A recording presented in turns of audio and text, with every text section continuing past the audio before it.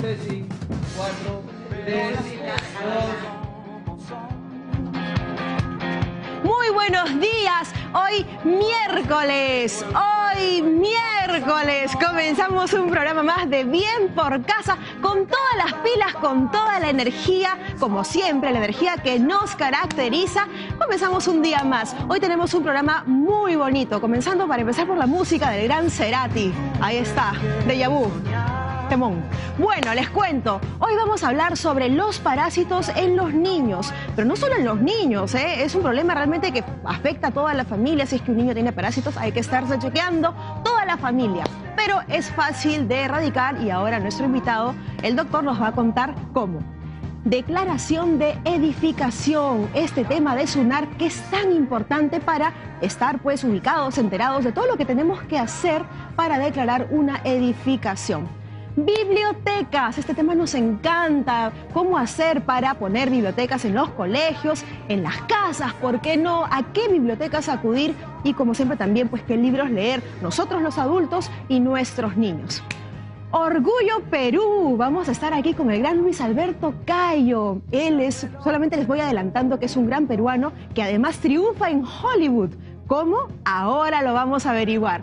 También vamos a hablar sobre el ABC del tocosh. ¿Ustedes saben lo que es el tocosh? Pues realmente es un alimento milenario de los incas y además es una fuente de penicilina natural, realmente espectacular el tocosh. Finalmente tenemos un musical con el Binomio de Oro, el musical que no puede faltar aquí en Bien por Casa. Y como ya saben, tenemos esto entre otras cosas más, así que con todas las pilas y con toda la alegría comenzamos este programa.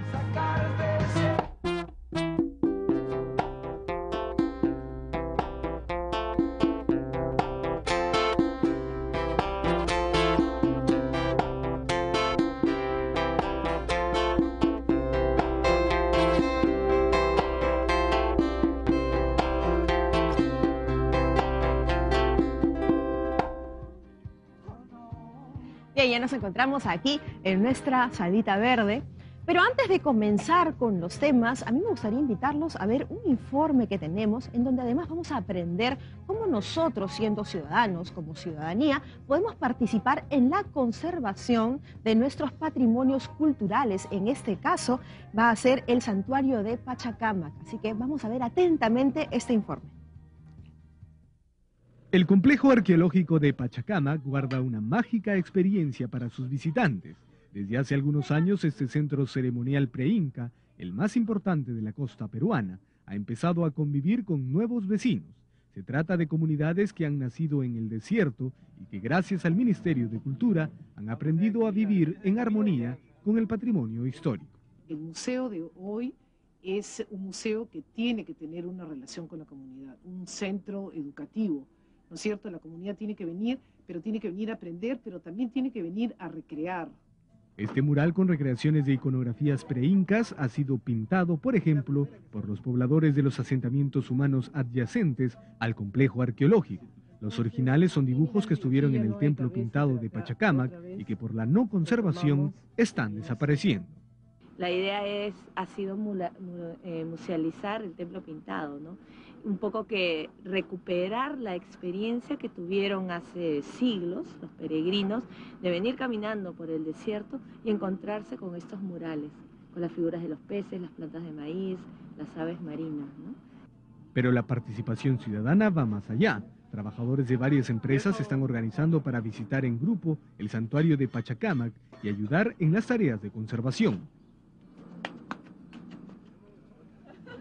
Hacen adobes de barro, que es el material principal que utilizaron nuestros antepasados para construir estas edificaciones. Además, realizan labores de limpieza. Estamos muy contentos, estamos muy contentos de poder ayudar en algo para conservar acá el santuario. Y está lo más chévere. ¿La estás pasando bien entonces? Sí. Claro. Además estás con otros niños que también están trabajando. Además es un trabajo, ¿no? ¿Te estás cansando? ¿Te estás aburriendo? En realidad ya me rompí la columna. Este santuario fue hogar del oráculo más venerado del mundo andino, el dios Pachacámac, y se encuentra ubicado a 30 kilómetros al sur de Lima. Hoy, al igual que en el pasado, siguen llegando miles de peregrinos que encuentran aquí, además de historia, diversas manifestaciones culturales como la música. Realmente qué buena iniciativa, y además el hecho de poder participar nosotros en la conservación de nuestros santuarios, como en este caso el santuario de Pachacámac, también nos involucra directamente con nuestra historia, nos permite aprender y amar aquellos, digamos, legados que tenemos, legados que han quedado milenarios y que pues nos cuentan de dónde venimos, quiénes somos. Pero bueno, realmente muy buena la iniciativa, y ahora sí, vamos a nuestro bloque conversando con el doctor para hablar sobre los parásitos, todo lo que debemos saber acerca de los parásitos. Así que vamos a presentar a nuestro invitado. Se encuentra aquí el doctor Abel Salinas, que es pediatra. Abel, buenos días. Buenos días, Cecilia, un placer estar aquí como siempre. Qué gusto, igualmente.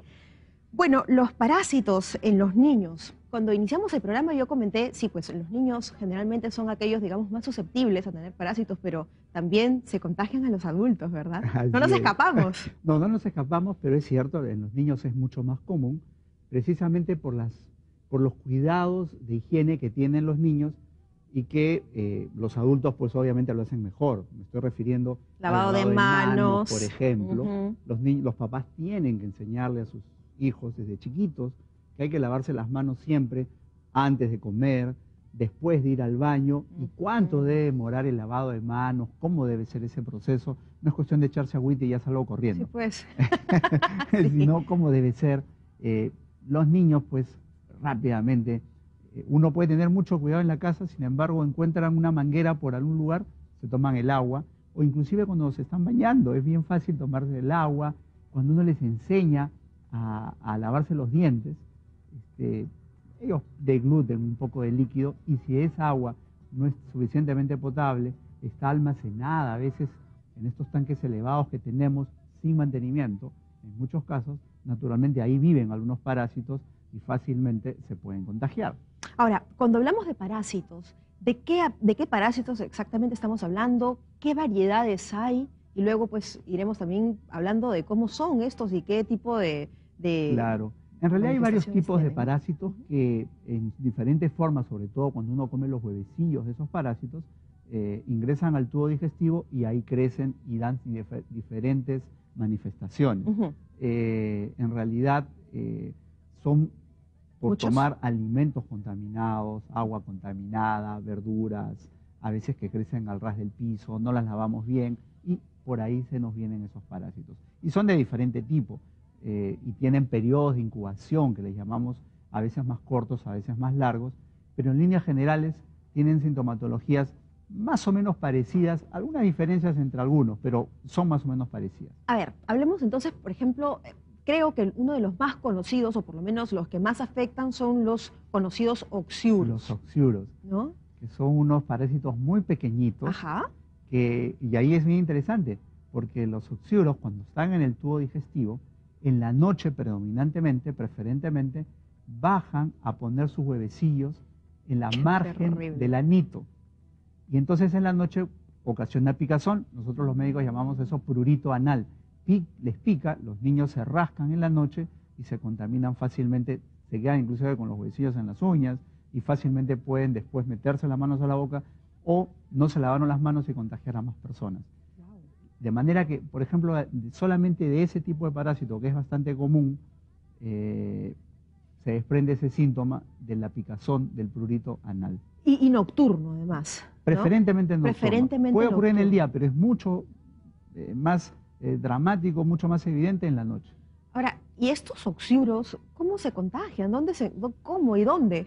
Sí, pues en realidad se contagian por alimentos contaminados, pero luego, como decíamos, pueden quedar en las manos, en las uñas de los niños, no se lavan las manos, agarran algo, juegan con otros niños y se contaminan bien fácilmente. Claro, unos entre otros, ¿no? Unos entre otros. El contagio entre niños es bien común.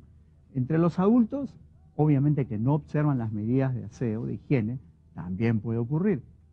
O en otro tipo de parásitos porque tienen la misma fuente de contagio, que son los alimentos contaminados. Entonces ahí sí se contagia a toda la familia. Pero no porque se contagien de uno a otro, sino porque el alimento ya venía contaminado y todos comieron de eso. Ahora, también dentro de nuestra misma casa hay, digamos, focos, ¿no?, de manipulación como por ejemplo los controles remotos del televisor o los celulares o algunas cosas del teléfono. Los teléfonos. Claro, entonces esto es algo que también habría que de repente observar y ser acuciosos con la limpieza dentro de la misma casa, ¿no? Así es. Todos los artefactos, todas las cosas que se toman con las manos deben estar limpias y naturalmente todo empieza desde el lavado de manos. Siempre terminamos con que el lavado de manos es la clave del asunto y ahí se rompe la cadena, ese ciclo vicioso. Ahora, ¿solo como síntoma manifiesta o presenta prurito anal nocturno o preferentemente nocturno o hay otros síntomas? Hay otros también? síntomas. En líneas generales los parásitos pueden ocasionar dolor de barriga. O sea, no es un dolor intenso, pero pueden ocasionar eventualmente, o sea, las mamás dicen, sí, seguido le duele la barriga, por ahí que deja de comer, disminuye el apetito. Cuando esto pasa por más tiempo, hay más meses, la barriguita se comienza a hacer más voluminosa y se están panzoncitos. Ajá. Y baja el apetito. Y finalmente también, que no es necesariamente un signo o un síntoma exclusivo de parásitos intestinales, es el rechinar los dientes. Se llama bruxismo.